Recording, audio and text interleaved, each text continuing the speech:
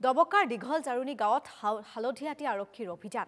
আৰক্ষীৰ অভিযানত পিষ্টলসহ গ্ৰেপ্তাৰ কৰা হৈছে এজন লোকক। ধৃত লোকজন দীঘলী জাৰুনী গাঁৱৰ জিয়াবুৰ ৰহমান।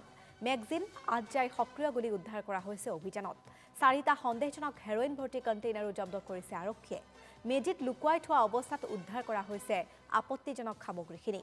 অধিক তথ্যৰ বাবে ধৃত লোকজনক সোধা পোছা অব্যাহত আৰক্ষীৰ। পূৰ্বেও ধৃত লোকজন একাধিক অপৰাধজনিত গোচৰত অভিযুক্ত আছিল।